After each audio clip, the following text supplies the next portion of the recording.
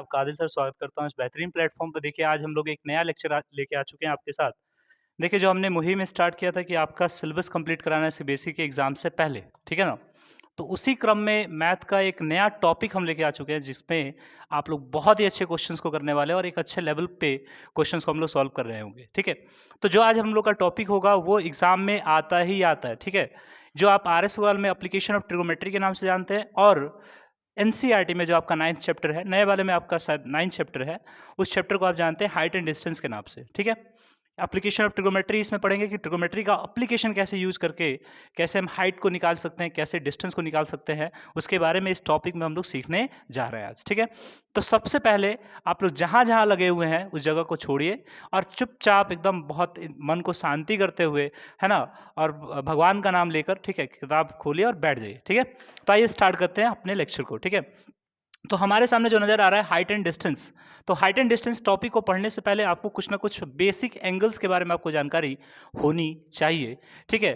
तो आइए उस एंगल्स के बारे में थोड़ा जान लेते हैं, कौन-कौन से एंगल्स के बारे में हमको जानकारी होनी चाहिए और वो हमारे लिए कितना इम्पोर्टेंट है, उसके बारे में जान लेते हैं थोड़ा-सा। चलिए, आइए ध्यान दीजिए। सबसे पहले आपको 3 रेशियोज़, 3 ट्रिगोमेट्रिक रेशियोज़ के बारे में आपको जानकारी होनी चाहिए। और वो कौन-कौन से हैं, थोड़ा देखते हैं। सबसे पहला जो रेशियो आपके सामने दिखता है, वो आपका है साइन थीटा, और सेकंड जो आपके सामने जो रेशियो दिखता है, वो आपका क्या है? वो आपका कॉस थीटा है, और थर्ड जो आपके सामने दिखता है, वो आपका है दैट इज़ टेन थीटा, ठीक? ये 3 रेशियोज़ के बारे में आपको जानकारी होनी चाहिए और इसके पर्टिकुलर एंगल्स के बारे में आपको जानकारी होनी चाहिए। जैसे साइन थीटा का मतलब हम जानते हैं क्या होता है, परपेंडिकुलर बाय हाइपोटेन्यूज होता है, ठीक है, यानी पी बाई एच होता है, और इसका होता है बेस बाई हाइपोटेन्यूज यानी बी बाई एच, और इसका होता है परपेंडिकुलर बाई बेस होता है, ठीक है? ये हमको भली बात ही पता है, बहुत अच्छे से पता है, ठीक है? आइए ध्यान से देखते हैं आगे, ठीक है? अब देखिए सेकेंड थिंग हमारा जो है, जरा देखिएगा, अगर साइन 30 डिग्री का वैल्यू अगर हमको निकालना हो, साइन 0 डिग्री का वैल्यू आपको पता ही होता है, साइन 0 का वैल्यू क्या होता है, 1 होता है, साइन 0 का वैल्यू 0 होता है, ठीक है? साइन 30 का वैल्यू क्या होता है, उसको हमको देखना है, 45 देखना है, 30 देखना है और 60 देखना है। बाकी 90 और 0 का कोई फर्क नहीं पड़ता है, इसलिए सबसे पहले हम स्टार्ट करेंगे 30 का। तो साइन 30 का वैल्यू हमारे पास होता है 1/2। 45 का वैल्यू क्या होता है, साइन 45 का 1/√2, ठीक है? और साइन 60 का वैल्यू हमारे पास क्या होता है, वो होता है √3/2। आई होप आप चीज़ों को समझ पा रहे होंगे। अब इसी का उल्टा अगर हम कर देंगे, √3/2 आपका हो गया इसका, और ये आपका हो गया 1/√2, और कॉस 60 का वैल्यू होता है 1/2, ठीक है? अब दोनों को डिवाइड करेंगे, चूंकि हमको पता है टेन थीटा बराबर क्या होता है, sine theta by cos theta होता है। टेन थीटा बराबर sine theta by cos theta होता है, ठीक? हमको बहुत अच्छे से पता है ये चीज़, ठीक है ना? तो अगर मान लीजिए इसको हम डिवाइड करेंगे, तो नीचे से ये 2 जो है, जो डिनोमिनेटर में आपको 2 नजर आ रहा है, वो कट जाएगा, और फिर आपका बचेगा क्या कि एलिमिनेट हो जाएगा, तो बचेगा आपका 1/√3, ठीक? अगर हम इसको देखेंगे तो ये भी तुम्हारा 1/2, और ये भी तुम्हारा इसके नीचे भी 1/√2, तो ये एक दूसरे से एलिमिनेट होगा, यहाँ बच जाएगा क्या 1, तो यहाँ 1 आ गया। अगर यहाँ देखेंगे तो देखिए डिनोमिनेटर में 2 है, एक दूसरे से एलिमिनेट कर देगा 2, तो बचेगा यहाँ √3, क्या बच जाएगा √3। बस हमको इतने के बारे में हमको ज्ञान होना चाहिए, आसानी से हम लोग हाइट एंड डिस्टेंस को सॉल्व कर पा रहे होंगे, बहुत ही आसानी से हम लोग हाइट एंड डिस्टेंस को सॉल्व कर पा रहे होंगे। और लास्ट में एक ट्रिक सीखेंगे कि कैसे हम जो हार्ड से हार्ड क्वेश्चंस है उसको कैसे डील कर सकते हैं ना शॉर्ट तरीके में, या ऑब्जेक्टिव्स कैसे सॉल्व कर सकते हैं, ठीक है ना? इसके बारे में आपको पता होना चाहिए। चलिए, अब थोड़ा सा हम इसे हटाते हैं, फिर से ध्यान से देख लीजिए। हमारे पास 3 रेशियोज हमको याद होना चाहिए, sine theta, cos theta, tan theta. Sine theta का वैल्यू होता है p by h, cos theta का वैल्यू होता है b by h, tan theta का वैल्यू होता है पी बाई बी। और उसके साथ हमको साइन 30 डिग्री का वैल्यू याद होना चाहिए, साइन 45 डिग्री का वैल्यू याद होना चाहिए, और साइन 60 डिग्री का वैल्यू हमको याद होना चाहिए। उसी तरह कॉस 30, कॉस 45, कॉस 60 का वैल्यू आपको याद होना चाहिए। देखिए 10 का वैल्यू 1030, 1045, 1060 का वैल्यू आपको याद होना चाहिए। बाकी आपसे ना ही 0 डिग्री के बारे में क्वेश्चन पूछेगा, ना ही 90 डिग्री के बारे में क्वेश्चन पूछेगा। अगर पूछता भी है तो आपको वैल्यूज याद होने चाहिए, क्योंकि आपको ट्रिगोमेट्री भी क्वेश्चन सॉल्व करने होते हैं, ठीक है ना? आइए नेक्स्ट चलते हैं, अब ध्यान देते हैं अगले कॉन्सेप्ट पे, ठीक है? आइए नेक्स्ट कॉन्सेप्ट पे हम ध्यान देते हैं। जो हमारा नेक्स्ट कॉन्सेप्ट है, ध्यान देखिएगा, हम यहाँ पे सबसे पहले हम एक ट्राइंगल सेलेक्ट करते हैं। देखिए यहाँ पे हमारे पास एक राइट एंगल ट्राइंगल है, ठीक है? हमारे पास एक राइट एंगल ट्राइंगल है, फिर उसके बाद हम देखिए यहाँ पे थोड़ा ध्यान देने की बात है, थोड़ा समझने का प्रयास कीजिएगा। चलिए समझिए। अब देखिएगा, मान के चलेंगे ये हमारे लिए एक पोल है, ये हमारे लिए क्या है, पोल है, ठीक है। या मान के चलेंगे एक वॉल है, एक दीवार है हमारे सामने, या एक ट्री मान लेते हैं, क्या दिक्कत है, एक ट्री मान लेते हैं, कुछ भी, ठीक है ना। अब ध्यान से देखिएगा, ये ट्री का टॉप हो गया और ये इसका क्या हो गया, बॉटम हो गया। क्या हो गया, बॉटम हो गया। क्या हो गया, बॉटम। और ये आपका क्या हो गया, टॉप हो गया, टॉप पॉइंट, ठीक है। या इसे हम कह सकते हैं कभी कभी फुट पॉइंट भी कह सकते हैं। क्या कह सकते हैं, फुट पॉइंट। सॉरी, इसे हम क्या कह सकते हैं, फुट पॉइंट भी कह सकते हैं। जरा ध्यान दीजिएगा, इसे हम लोग फुट पॉइंट के नाम से भी जानेंगे, ठीक है। फुट पॉइंट भी इसे हम कह सकते हैं, ठीक। अब आगे देखते हैं, ध्यान दीजिए। तो ये हमारा पोल हो गया, या हमारा वॉल हो गया, या हमारा ट्री हो गया। और नीचे वाला जो पॉइंट होगा, या तो उसे हम बॉटम पॉइंट कह सकते हैं, या उसे हम फुट पॉइंट कह सकते हैं, इसे टॉप पॉइंट कहा जा सकता है। और ध्यान से देखिएगा कि अगर मान लीजिए ऑब्जर्वर यहाँ पे है, अगर ऑब्जर्वर इस पॉइंट पे है, ऑब्जर्वर अगर इस पॉइंट पे है, और ये जो ऑब्जर्वर है इस टावर के, टावर भी कहा जा सकता है, बहुत जगह टावर भी क्वेश्चन में दे देता है, टावर भी कहा जा सकता है, इस टावर के टॉप को ऑब्जर्व कर रहा है, या इस बिल्डिंग के टॉप को ऑब्जर्व कर रहा है यहां से। तो जब भी ऑब्जर्वर नीचे से किसी ऊपर वाले चीज को देखे, यानी नीचे से ऐसे करके ऊपर वाले चीज को देखे, यानी कहने का मतलब हो गया कि नीचे से ऊपर वाले को ऑब्जर्व कर रहा है, तो वहां पे जो एंगल बनेगा, वहां जो हमारा एंगल बनेगा, किसके बीच, किसके बीच एंगल बनेगा, तो ये हमारा हॉरिजॉन्टल लाइन इसे हम कहेंगे, क्योंकि ये अर्थ के पैरेलल है, या हॉरिजॉन्टल हम इसे बोलेंगे। ध्यान रखिएगा, यहां हमारा व्यक्ति है, ये हमारा व्यक्ति है, ठीक है, ऐसे खड़ा हुआ है, और ये जो है इसको ऑब्जर्व कर रहा है, इस मतलब इसके टॉप को ऑब्जर्व कर रहा है। तो इसे बोलेंगे जो जो आपके अर्थ के पैरेलल जो हो, जो अर्थ के पैरेलल जो हो, जो अर्थ के पैरेलल जो हो, उसे बोलेंगे हॉरिजॉन्टल लाइन। क्या बोलेंगे, हॉरिजॉन्टल लाइन। क्या बोलेंगे, हॉरिजॉन्टल लाइन, ठीक है। और जो इसके आंख से और इस ऑब्जेक्ट के टॉप, मतलब टावर के टॉप या पोल के टॉप को जो मिलाने वाला जो लाइन होगा, इनविजिबल सा लाइन, उसे लाइन ऑफ साइट कहा जाएगा। क्या कहा जाएगा, line of site. Line of site कहा जाएगा, कोई दिक्कत, लाइन ऑफ साइट कहा जाएगा। यानी ये जो होगा और इसके बीच जो हमारा एंगल बनेगा, यानी नीचे से ऊपर देखते समय, नीचे से टॉप को देखते समय जो आपका एंगल बनेगा, उस एंगल को कहा जाएगा एंगल ऑफ एलिवेशन। क्या कहा जाएगा, एंगल ऑफ एलिवेशन। क्या कहा जाएगा, एंगल ऑफ एलिवेशन। इसे कहा जाएगा angle of elevation, angle of elevation कहा जाएगा। आई होप आप चीज़ों को समझ पा रहे होंगे। यानी जब भी नीचे से आप किसी चीज़ को, किसी के टॉप को देखें, है ना, तो जो एंगल बनता है उसको कहा जाता है एंगल ऑफ एलिवेशन। क्या कहा जाएगा, एंगल ऑफ एलिवेशन। और सेम एज इट इज मान के चलिए, ये जो हॉरिजॉन्टल लाइन है, इसी के पैरेलल अगर देखा जाए तो ये भी एक तुम्हारा हॉरिजॉन्टल लाइन ही है, ठीक है, ये भी एक तुम्हारा हॉरिजॉन्टल लाइन ही है, ठीक है। और ऊपर से आप किसी चीज को नीचे की तरफ देख रहे हैं, और यहाँ पे जो एंगल बनेगा, यहाँ पे, यानी टॉप से आप नीचे के किसी पॉइंट को देख रहे हैं, जैसे मान के चलिए अगर हम छत पे चढ़ जाएं और छत से नीचे किसी चीज को देखें, या पेड़ के टॉप पे चढ़ के हम किसी चीज को नीचे देखें, ऐसे नीचे देखें, तो क्या हो रहा है, कोई ना कोई चीज घट रही है ना। तो उस घटने वाले एंगल को कहा जाता है एंगल ऑफ क्या, डिप्रेशन। क्या कहा जाता है जी, डिप्रेशन। एंगल ऑफ डिप्रेशन कहा जाता है। यहां जो हमारा एंगल बनता है उसे हम एंगल ऑफ क्या कह रहे हैं, डिप्रेशन कह रहे हैं, एंगल ऑफ डिप्रेशन। यानी जब भी कोई चीज आप ऊपर से नीचे देखेंगे तो एंगल ऑफ डिप्रेशन बनेगा, और नीचे से ऊपर देखेंगे तो हमेशा एंगल ऑफ क्या बनेगा, एलिवेशन बनेगा, ठीक है। एलिवेशन मतलब ऊंचाई, डिप्रेशन मतलब कम होना, घटना, कोई चीज डिप्रेस्ड हो जाना, कम हो जाना, घट जाना।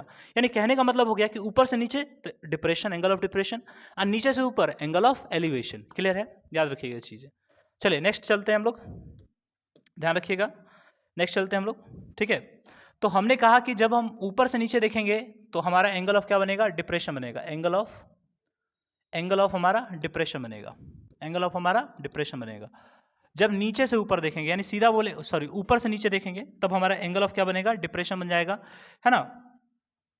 ऊपर से नीचे, ऊपर से नीचे की ओर, ऊपर से नीचे की ओर, नीचे की ओर, ठीक है, ऊपर से नीचे की ओर, ठीक।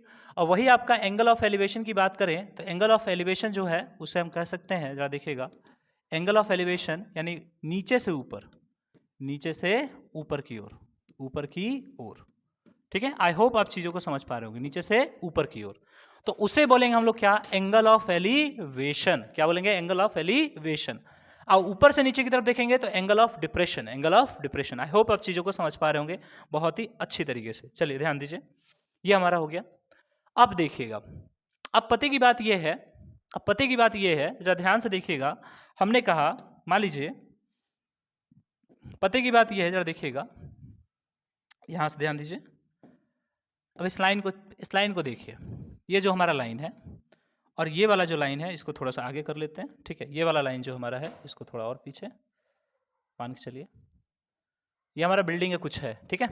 अब आगे देखिए, यहां जो एंगल बन रहा है यहां, उसे हम एंगल ऑफ क्या बोल रहे हैं, डिप्रेशन बोल रहे हैं, एंगल ऑफ डिप्रेशन, क्योंकि ऊपर से नीचे देखते समय बन रहा है, ठीक है। एंगल ऑफ इसे डिप्रेशन कह देते हैं, ठीक है। और नीचे से ऊपर की तरफ अगर हम देख रहे हैं तो यहां बनता है एंगल ऑफ क्या, elevation, angle of elevation, angle of elevation, ठीक है। नीचे से ऊपर देखते समय जो हमारा बनेगा एंगल उसे एंगल ऑफ एलिवेशन बोलेंगे, और ऊपर से नीचे देखते समय जो हमारा एंगल बनेगा उसे एंगल ऑफ डिप्रेशन कहा जाएगा, ठीक। अगर सेम चीज, सेम कॉन्सेप्ट को थोड़ा हम यूज करें, अगर देखिएगा आपने 9th में एक चीज पढ़ा होगा, जरा यहाँ पे देखिएगा, एक लाइन है ऐसे, ठीक है, एक और लाइन हमारा ऐसे है, दो पैरेलल लाइन है और उसको एक ट्रांसवर्सल लाइन काटता है, तो यहाँ जो एंगल बनेगा, जरा ध्यान से देखिएगा, अगर यहाँ जो एंगल बनेगा, जो यहाँ एंगल बनेगा वही सेम एंगल यहाँ भी होगा, चूंकि ये होता है अल्टरनेट एंगल्स आपस में क्या होते हैं, इक्वल होते हैं। तो जो एंगल यहाँ बनेगा वही एंगल यहाँ भी बनेगा। तो एज इट इज हम ये भी बोल सकते हैं कि एंगल ऑफ डिप्रेशन और एंगल ऑफ एलिवेशन ऑलवेज क्या होगा, इक्वल होगा, चूंकि ये जो आपका अर्थ है, मान लीजिए धरती है और इसके पैरेलल एक हॉरिजॉन्टल लाइन खींचा गया और ये तुम्हारा एक तरह का क्या है, ट्रांसवर्सल लाइन है। अब इन दोनों लाइन के देखा जाए तो ये और ये एंगल आपस में इक्वल होगा, चूंकि अल्टरनेट एंगल हमेशा आपस में क्या होते हैं, इक्वल होते हैं। अल्टरनेट एंगल हमेशा आपस में क्या होते हैं, इक्वल होते हैं। तो चाहे एंगल ऑफ एलिवेशन बने चाहे एंगल ऑफ डिप्रेशन बने, दोनों कहां बनेगा, नीचे ही बनेगा, नीचे लेके बनाएंगे, आपका आंसर बिल्कुल आ जाएगा, ठीक है। तो चाहे एंगल ऑफ एलिवेशन बने चाहे एंगल ऑफ डिप्रेशन बने, दोनों को हमेशा कहां लेंगे, या देखिएगा दोनों को हमेशा कहां रखेंगे, नीचे ही रखेंगे, ठीक है। दोनों को हमेशा कहां रखेंगे, नीचे ही रखेंगे। चाहे एंगल ऑफ डिप्रेशन बोले चाहे एंगल ऑफ एलिवेशन बने, हमेशा नीचे का ही लेकर हम क्वेश्चन को सॉल्व करेंगे, क्योंकि दोनों आपस में इक्वल होता है, हमने यहाँ पे बता दिया अल्टरनेट एंगल के कारण, ठीक है। नेक्स्ट क्वेश्चन पे चलते हैं, क्वेश्चन को देखते हैं। क्वेश्चन देखने के बाद आपको थोड़ा बहुत अंदाजा लग जाएगा कि क्या होता है। देखिएगा, सबसे पहला क्वेश्चन आपके सामने आ चुका है, ये आपके सीबीएसई 2024 का क्वेश्चन, सॉरी 2014 का क्वेश्चन है, सीबीएसई 2014 का क्वेश्चन है। जरा इसे बनाने का प्रयास करें, ध्यान दीजिए। बोलता है the angle of elevation of a top of a tower from a point, यानी सबसे पहले हमको एक टावर बनाना पड़ेगा और उसके टॉप का एंगल ऑफ एलिवेशन हमको देखना पड़ेगा। तो सबसे पहले एक टावर बना लेते हैं। देखिए हमारा एक टावर है, ठीक है, ये हमारा एक टावर है, ठीक है, ये हमारा एक टावर है। तो देखो, the angle of elevation of a top of a tower from a point on the ground, तो मान लीजिए ये इसका बॉटम होगा और बॉटम से ये धरती मान लीजिए ग्राउंड है। अब इसके किसी एक पॉइंट से, यानी यहाँ से इसके टॉप को देखा जा रहा है, तो हमारा एंगल ऑफ एलिवेशन बन जा रहा है, हमारा एंगल ऑफ एलिवेशन बन जा रहा है। और वो एंगल ऑफ एलिवेशन हमारा कितना दिया जा रहा है, क्वेश्चन में देखेंगे, which is 30 metre away from the foot of the tower, यानी जो टावर का फुट पॉइंट है, ये जो जिस पॉइंट से इसके टॉप को देख रहे हैं तो हमारा एंगल ऑफ एलिवेशन बन रहा है, इस मतलब इस पॉइंट से इसके टॉप को देख रहे हैं तो हमारा एंगल ऑफ एलिवेशन बन रहा है। और ये पॉइंट जो है टावर के फुट पॉइंट से 30 मीटर की दूरी पर है, यानी यहां से यहां जो हमारा डिस्टेंस होगा वो क्या होगा, 30 मीटर की दूरी पे हो जाएगी। कितने मीटर की दूरी पे हो जाएगी, 30 मीटर की दूरी पे हो जाएगी। अब देखिएगा, of the tower is 45, find the height of the tower, कहता है कि जो ये एंगल ऑफ एलिवेशन है वो तुम्हारा 45 है, तो find the height of the tower, यानी टावर की हाइट निकालनी है। क्या निकालनी है, हाइट निकालनी है। तो लेट अगर मान के चलेंगे कि ये ट्राइंगल ए बी सी है, जहां पे अब कोई भी टावर होगा तो सीधा खड़ा होगा तो 90 डिग्री एंगल बनाएगा, ठीक है।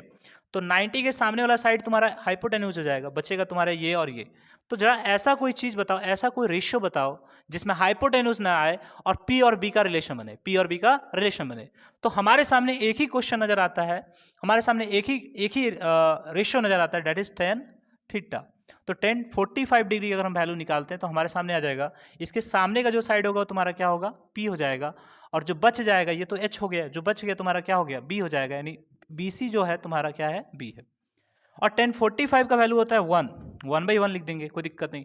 ए बी हमको निकालना ही है, बी सी हमारे पास कितना है, 30 मीटर है। इसको क्रॉस मल्टीप्लिकेशन करेंगे तो हमारे पास आएगा 31 से 30, और ए बी में 1 से मल्टीप्लाई करेंगे तो तुम्हारा ए बी आएगा। It means height of A B, यानी height of tower will be क्या, 30 metre. Height of the tower will be क्या, 30 मीटर। मान लेंगे let the height of the tower be, let the height of the tower be A B. क्या दिक्कत है ना, simple सी बात, बहुत ही आसान क्वेश्चन था, बहुत ही लल्लू प्रॉब्लम था हमारे सामने, ठीक है, बहुत ही आसान क्वेश्चन था। अब आसानी से देखिए, अब इसमें हमको क्या करना है ना, इसमें दिक्कत बच्चों को होता है कि सर कहाँ साइन ले, कहाँ कॉस ले, कहाँ टेन ले। तो वो डिपेंड करेगा कि भाई आपसे क्या पूछ रहा है और आपके पास क्या दिया है, क्या पूछ रहा है और क्या दिया है, उसका रिलेशन किसके साथ बैठता है, तो आप उससे आप आसानी से निकाल सकते हैं। चलिए नेक्स्ट क्वेश्चन को प्रैक्टिस करते हैं और देखते हैं। क्वेश्चन को पॉज कीजिए और बनाने का प्रयास कीजिए। आई होप आप बना चुके हैं क्वेश्चन को, जरा ध्यान दीजिए। हमने बोला the angle of depression of a car parked on the road from the top of a 150 metre height 150 metre height tower is 30 degree. Find the distance of the car from the tower. कहने का मतलब हो गया कि एक tower है हमारे पास और इसके फुट पॉइंट से कोई दूर यहाँ पे कोई कार पार्क्ड है, और ध्यान दीजिएगा यहाँ से देखा जाता है इसको, तो इसका लाइन ऑफ साइट ये है, तो इसका हॉरिजॉन्टल लाइन तुम्हारा क्या होगा, इसका हॉरिजॉन्टल लाइन कुछ ऐसा होगा जो इसके पैरेलल होगा, ठीक। अब जरा ध्यान दीजिएगा, तो कहने का मतलब हो गया कि इसके टॉप से जब इस कार को देखा जाता है तो एंगल ऑफ डिप्रेशन जो है वो तुम्हारा 45 डिग्री का बन जा रहा है। एंगल ऑफ डिप्रेशन 30 डिग्री का बन जा रहा है। एंगल ऑफ डिप्रेशन जो है आपका कितने डिग्री का बन जा रहा है, 30 डिग्री का बन जा रहा है। एंगल ऑफ डिप्रेशन जो है आपका 30 डिग्री का बन जा रहा है, ठीक है। अब यहाँ पे समझने का प्रयास करेंगे, 30 डिग्री बन जा रहा है। अच्छा, आपसे कहा find the distance of the car from the tower, यानी इस कार का डिस्टेंस इस टावर से कितना होगा। तो लेट अगर मान के चलिए ए है, ये बी है और ये क्या है, सी है, तो डिस्टेंस फ्रॉम द टावर क्या हो सकता है, तो हम मान लेंगे ना लेट द डिस्टेंस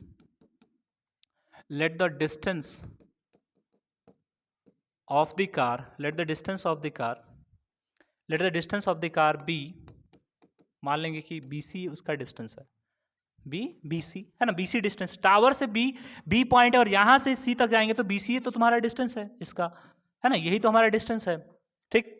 और जब टॉप से देखते हैं, कितना मीटर हाइट के टॉप से देखते हैं, तो 150 मीटर यानी 150 मीटर हाइट वाले एक बिल्डिंग से, एक टावर से जब एक कार को देखा जाता है यहाँ पे, तो एंगल ऑफ डिप्रेशन जो ऊपर से नीचे देख रहे हैं, तो एंगल ऑफ डिप्रेशन हमारा कितना बन रहा है, 30 डिग्री। और हमको पता है कि इसके पैरेलल होता है ये तुम्हारा हॉरिजॉन्टल लाइन, और एक ट्रांसवर्सल का काम करेगा, तो 30 तुम्हारा यहाँ है, वही 30 तुम्हारा यहाँ भी बनना चाहिए। हमने आपको बताया था कोई एंगल ऑफ डिप्रेशन बोले चाहे एलिवेशन बोले, हमेशा एंगल को कहाँ लिया जाएगा, नीचे लिया जाएगा, ठीक। अब जरा यहाँ पे ध्यान दो कि मान लीजिए हमारे पास ये दिया है, अब ये 90 डिग्री पे होगा, तो ये तो तुम्हारा हो गया क्या, हाइपोटेन्यूस H फिक्स है, बचता तुम्हारा ये है और ये है।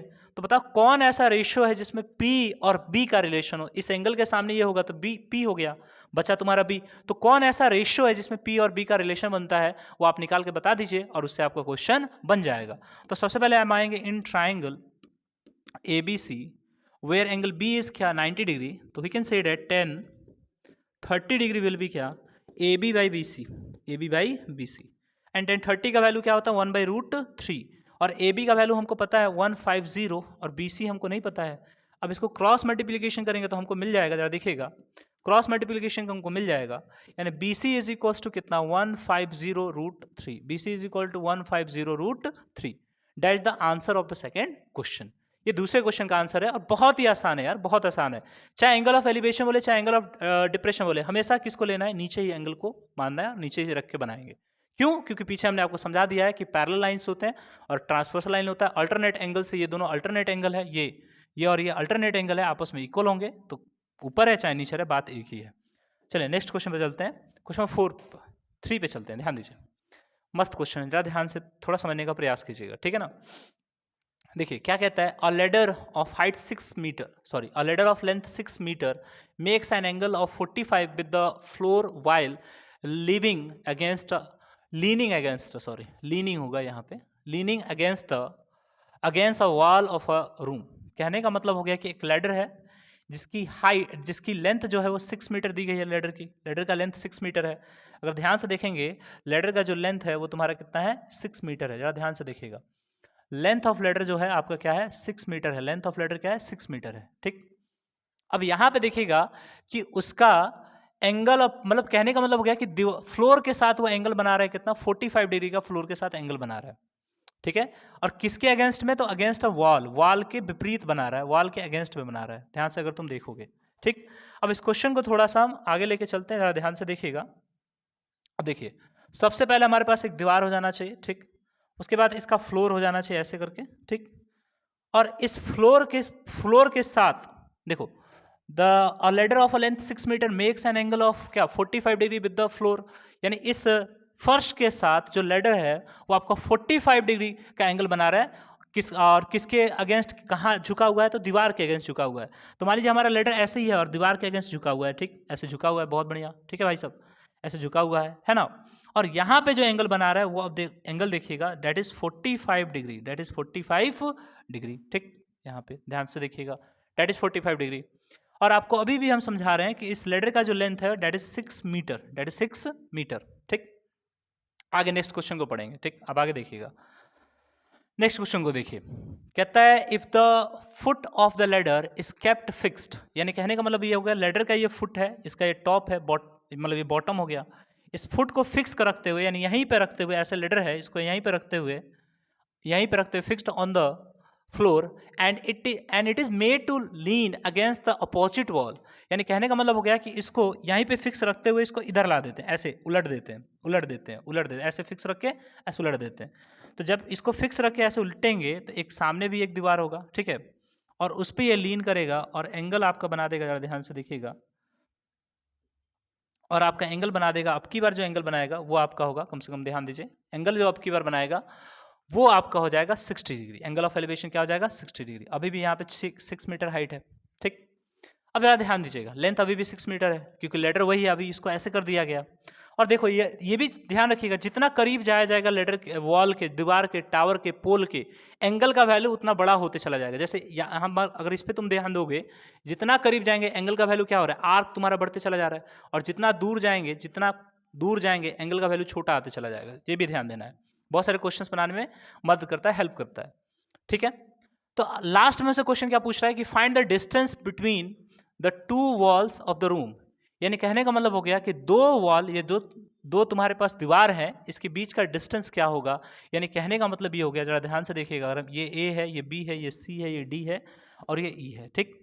तो हमारे कहने का मतलब हो गया कि यहां से यहां तक का डिस्टेंस क्या होगा। इट मीन्स कहने का मतलब बी डी बराबर क्या होगा ये हमको निकाल देना है। इट मीन्स हम ये भी कह सकते हैं कि बी डी बराबर, हम ये भी लिख सकते हैं कि बी डी बराबर जो होता है वो ऑलवेज होगा तुम्हारा बी सी प्लस तुम्हारा क्या सी डी होगा। तो यही हमको निकाल के बता देना है। तो आइए निकालने का प्रयास करते हैं, ठीक है। फर्स्ट इसमें आते हैं, इन ट्राइंगल हम ए बी सी में आते हैं, in triangle A B C, जिसमें एंगल बी जो है वो तुम्हारा क्या है 90 डिग्री के बराबर है, चूंकि दीवार सीधा ही खड़ा होगा, ठीक, 90 डिग्री के बराबर है। और इसमें हाइपोटेन्यूज दिया है और आपसे पूछ रहा है कि बी सी, यानी बी आपसे पूछ रहा है, क्योंकि एंगल के सामने ये तो पी हो जाएगा और ये आपका बी हो जाएगा, तो आपसे ये पूछ रहा है, तो बी पूछ रहा है। तो कौन सा हमारे पास एंगल लग रहा है, तो वो हमारे पास है cos 45 डिग्री। अगर ये निकालेंगे तो हमारे पास बी सी बाई तुम्हारा ए सी आ जाएगा, बी सी बाई ए सी आ जाएगा। cos 45 का वैल्यू 1/√2 होता है और बी सी हमको नहीं पता है, बी होता है, चलो मान लेते हैं बी सी का बी सी रखते हैं।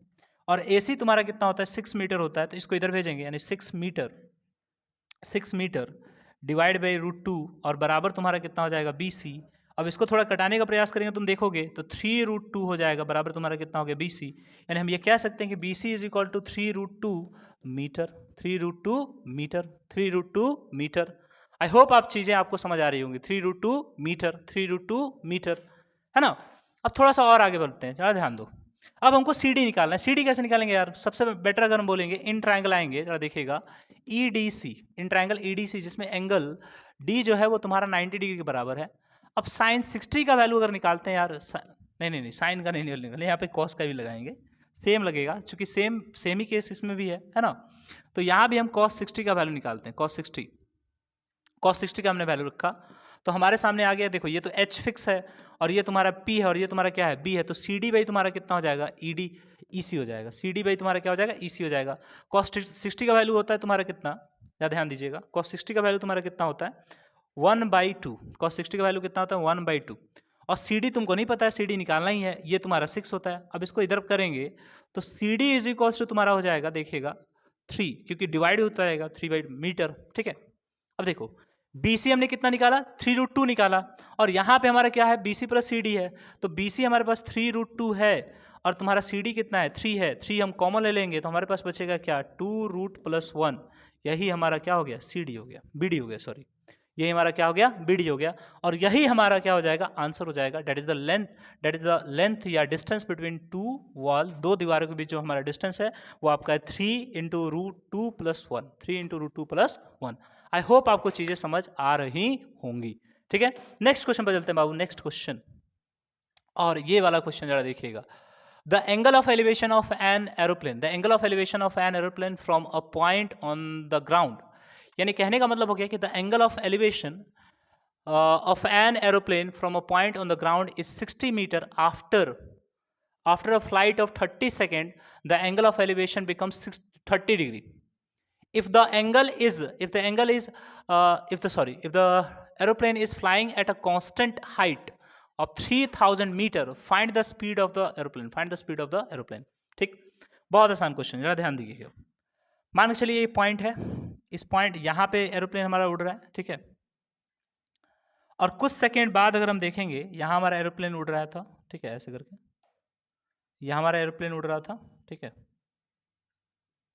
इसको ऐसे बना लेंगे, इसको थोड़ा और आगे बढ़ा लेते हैं, ठीक है। अब एरोप्लेन यहाँ चला आया, ठीक, और कांस्टेंट हाइट पे ही है, मतलब हाइट चेंज नहीं हो रहा है, सेम हाइट पे है, ठीक है, भले आपको लग रहा होगा थोड़ा हाइट चेंज नहीं हो रहा, ठीक है, सेम हाइट पे है। अब क्वेश्चन को थोड़ा पढ़ेंगे, ध्यान दो। कहने का मतलब हो गया कि the angle of elevation of the aeroplane from a point on the ground is 60 degree. तो सबसे पहले अगर मान लेते हैं इस पॉइंट पर अगर हम बात करेंगे, यहाँ ए पॉइंट है और यहाँ से इस एरोप्लेन को हम देख रहे हैं, हम यहाँ से इस एरोप्लेन को देख रहे हैं, तो एरोप्लेन हमारा यहाँ पे है। तो जब पहली बार देख रहे हैं तो हमारा एंगल ऑफ एलिवेशन जो है वो 60 डिग्री का एंगल बन रहा है, और जितना ऑब्जेक्ट के नजदीक रहेंगे उतना बड़ा एंगल बनेगा, जितना ऑब्जेक्ट के दूर जाएंगे उतना छोटा एंगल बनेगा, ध्यान रखिएगा ये चीज। तो मान लीजिए एरोप्लेन जो है हमारा यहाँ से यहाँ तक जाने में लग जा रहा है, इसको कितना, 30 सेकंड लग जा रहा है। कितना सेकंड लग जा रहा है, 30 सेकंड लग जा रहा है, ठीक है, 30 सेकंड लग जा रहा है। अब बोलता है कि एरोप्लेन जब यहाँ से यहाँ पहुंचा तो अब की बार एंगल ऑफ एलिवेशन जो है, चूंकि दूर चला गया तो कितना बजा रहा है, 30 डिग्री हो जा रहा है। कितना हो जा रहा है, 30 डिग्री हो जा रहा है। क्लियर। तो अब आपसे क्वेश्चन पूछता है कि find the speed of the aeroplane, यानी एरोप्लेन का स्पीड क्या होगा, ये हमको निकाल के बता दीजिए। अगर ये हमको पता चल जाएगा तो हम आसानी से निकाल सकते हैं। और एरोप्लेन जो है हमेशा एक कांस्टेंट हाइट पर उड़ रहा होता है, यानी कहने का मतलब हो गया कि यहाँ भी हाइट जो तुम्हारा होगा 3000√3 होगा, और यहाँ भी होगा 3000 तुम्हारा कितना, √3 होगा, यानी हर जगह जो हाइट होगा तुम्हारा क्या होगा, सेम ही होगा। तो मान लीजिए हम इसका नेमिंग कर देते हैं ABCD और ये हमारा E। तो अगर मान के चलिए किसी ना किसी तरीके से अगर 30 सेकंड में B से D चला गया, यानी इतना डिस्टेंस कवर किया है, इतना डिस्टेंस कवर किया है, और स्पीड बराबर क्या होता है, डिस्टेंस बाई टाइम। स्पीड बराबर क्या होता है, distance by time, distance by time. तो यहाँ से यहाँ का अगर BD हमको डिस्टेंस मिल जाए, टाइम तो हमको पता ही है 30 सेकंड, तो आसानी से निकाला जा सकता है। तो कैसे हम इसको निकालें, तो सबसे पहले हम इस छोटू ट्राइंगल में आएंगे, यानी ABC में आएंगे, और 60 डिग्री का उपयोग करके हम इसका पहले AB निकालेंगे, फिर उसके बाद बड़े वाले ट्राइंगल में आएंगे, फिर तुम्हारे 30 डिग्री का निकाल कर AD निकालेंगे, फिर AD में से हम AB को घटा देंगे, हमारा आंसर चला आएगा। यानी BD जो है, BD निकालने के लिए हम सबसे पहले AD में से हम क्या करेंगे, AB को घटाएंगे। तो सबसे पहले छोटू ट्राइंगल में आते हैं, ट्राइंगल नंबर 1 में आते हैं। इन ट्राइंगल देखिएगा, हम बोलेंगे इन ट्राइंगल ABC, जिसमें एंगल B जो है वो तुम्हारा 90 डिग्री के बराबर है। तो 10 हम किसका वैल्यू लगा देंगे, 1060 डिग्री का वैल्यू लगा देंगे। तो 1060 डिग्री जो तुम्हारा होगा वो तुम्हारा हो जाएगा, देखिएगा 1060, तो P बाई तुम्हारा क्या होगा, B होना चाहिए। तो P तुम्हारा क्या है, तुम्हारा BC है, और B तुम्हारा क्या है, AB है। तो sin 60 का वैल्यू होता है तुम्हारा √3, और BC जो होता है वो थोड़ा तुम्हारा 3000√3 हो जाता है, और AB तुम्हारा कुछ हमको नहीं पता है, इधर भेजेंगे। AB इज इक्वल टू तुम्हारा 3000√3 डिवाइड बाई कितना, √3 से √3 खत्म। AB इज इक्वल टू तुम्हारा कितना, 3000 मीटर होता है, 3000 मीटर होता है। आई होप आप चीज़ों को समझ पा रहे होंगे, ठीक है ना। अब थोड़ा सा आगे चलते हैं, ध्यान दीजिए। अब बड़े वाले ट्रायंगल में आते हैं। इन ट्रायंगल आप देखिएगा, इन ट्रायंगल AED, जहाँ पे एंगल D जो है वो तुम्हारे 90 डिग्री के इक्वल है। उसी तरह हम यहाँ पे 1030 डिग्री का वैल्यू लगाएंगे, और 1030 का वैल्यू हमारा हो जाएगा ED डिवाइड बाई तुम्हारा क्या, AD, है ना, पूरा 1030 का वैल्यू 1/√3। ED हमको पता है कि 3000 कितना होता है, √3 होता है, और AD हमको नहीं पता है, AD निकालना है, AD को इधर भेजेंगे। अब इसमें AD इसमें √3 से गुना होगा तो तुम्हारा कितना हो जाएगा, 9000 हो जाएगा। कितना हो जाएगा, 9000 मीटर, ठीक है, 9000 मीटर। अब जरा देखो, हमको निकालना BD है। क्या निकालना है? BD। सबसे पहले छोटू ट्रायंगल का यूज करके हमने AB निकाला, फिर बड़े वाले राइट एंगल ट्रायंगल में आया तो उसमें हमने AD निकाल दिया। अब AD में से, पूरे AD में से AB को घटा देंगे तो हमारा BD निकल जाएगा। तो देखो AD हमारे पास कितना है? 9000 है, और हमारे पास AB कितना है? 3000 है। तो इसको माइनस करेंगे, we have the distance that is 6000 metre. We have the distance that is 6000 metre. तो स्पीड बराबर डिस्टेंस बाई टाइम होता है, स्पीड बराबर डिस्टेंस बाई टाइम होता है। तो अगर हम एरोप्लेन की स्पीड निकालेंगे तो स्पीड के लिए डिस्टेंस हमारा कितना है? 6000 मीटर, और टाइम हमारा कितना है? 30 सेकेंड। तो 0 से 0 कट गया, यहाँ पे देखिएगा 3 2 जा, यानी कहने का मतलब हो गया कि 200 मीटर पर सेकेंड के रफ्तार से वो जो एरोप्लेन है वो फ्लाई कर रहा होगा, और बहुत तेज फ्लाई कर रहा होगा। ठीक है, तो आई होप हमने पांचों क्वेश्चंस आपको समझाने का प्रयास किया। ठीक है, अब नेक्स्ट क्वेश्चन पर चलते हैं, ध्यान देते हैं, नेक्स्ट क्वेश्चन पर चलते हैं।